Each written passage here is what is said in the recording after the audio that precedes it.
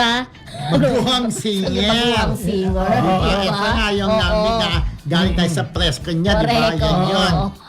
Yeah. Ito si Eto. Dwayne Garcia, friendship, di ba? Yes, si Dwayne Garcia, na ito na yung inatenan nating di ba, Press con. press ko nung nakaraan. Yes, hindi na siya isang Oo. bagong singer, di ba? Correct. Isa ring aktor. Yes. Di ba? Oo. Ang husay niya, di ba? Kumanta. Di ba? Ayan, gusto ko siya. Nahihilo ko sa kanila.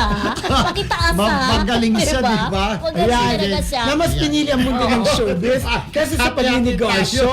Oo. Kahit pa may matagumpay na construction at beauty company ang kanyang pamilya. Oo. Sa bagong kanta nga niya, na para na muna na isinulat ng ating kaibigan na Yes. director na si Joven Tan, Yeah. ay inilabas ng Star Music. Di ba, Kuya Romel? Yes. At mas lalo pang tumingkad ang dedikasyon ni Dwayne sa kanyang showbiz career. Panoorin po natin ang BTR. Sa lahat, I feel very proud po at thankful, lalo na po sa kay Direk Joven for trusting me and composing this song.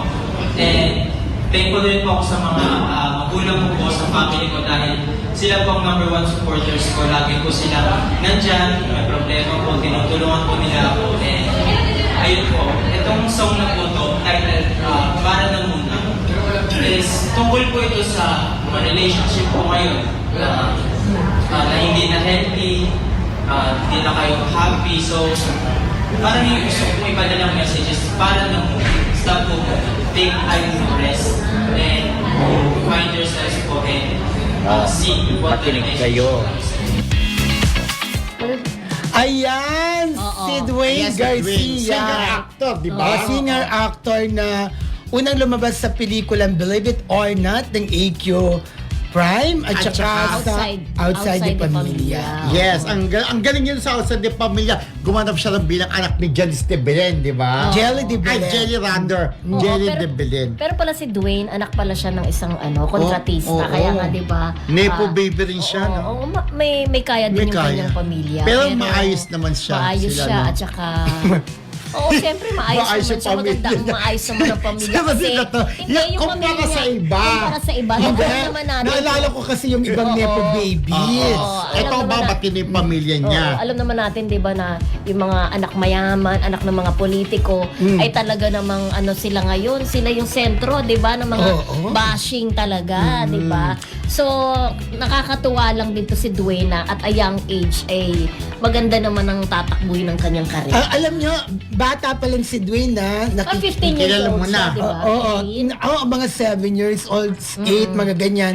Kilala ko na siya kasi yung family niya, kaibigan niya ng ating close friend na si Miss Kay Desir. sobrang tagal na pala. Oo, kaya palaging nasa bahay si Dwayne ng mga Desir, kasama rin yung mga anak ni Sunshine Dizon. Oo, okay. bata pa, imagine Oo, tayo, correct. 25 years na tayo sa showbiz, di ba?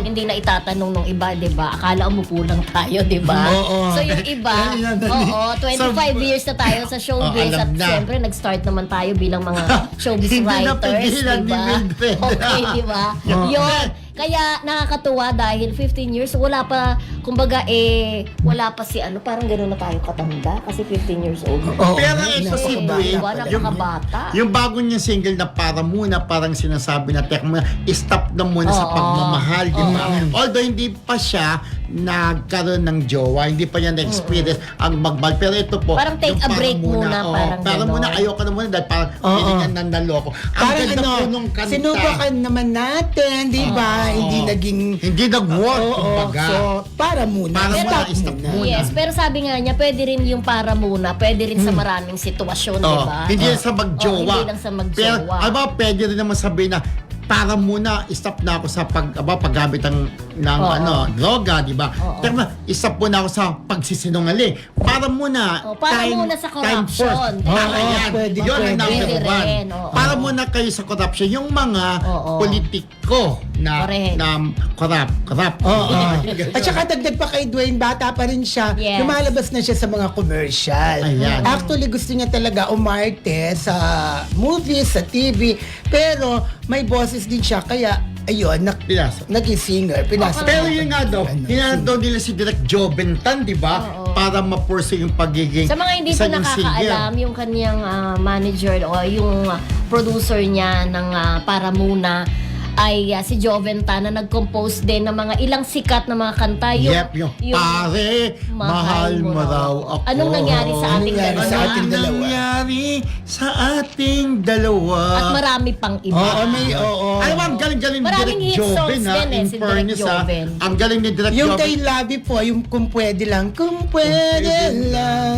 ayoko Tapos, na sana kung napanood nyo po yung masaktan. Outside the Pamilya. Yes. Ako, Outside the Outside the Colombo. Hindi, may pelikula dati yung Eddie Garcia. Eddie Garcia, At saka oo. yung isa yung babae na iglesia rin, maganda. Sino ba yun? Oo. Yun, pero ang ganda po ng pelikula to, latest ni Outside the Direk Colombo. Joven Tan, Outside the Pamilya. At Outside saka the po, Pamilya. Ito po, ano nyo na, pwede na ito mapakinggan sa Spotify. Pwede nyo na di ba? pong i-download. Ito para muna. Yes. Yung compose by Direk Joven Tan, mahusay na composer, mahusay rin na director. And good luck, Dwayne Garcia. Yes, Dwayne, hi kay Rose Ay, Garcia magiging sa atin din. dito si Dwayne, di ba? Yes, abangan po ninyo. Baka Friday or Thursday po magigess po si Ang gwapo. Dwayne. Hello, Ang gwapo ng Mami bata, Teresa. diba? Okay. Hello, Mami. Kamag-anak mo yung kapatid ka ni Dwayne, diba? Oo.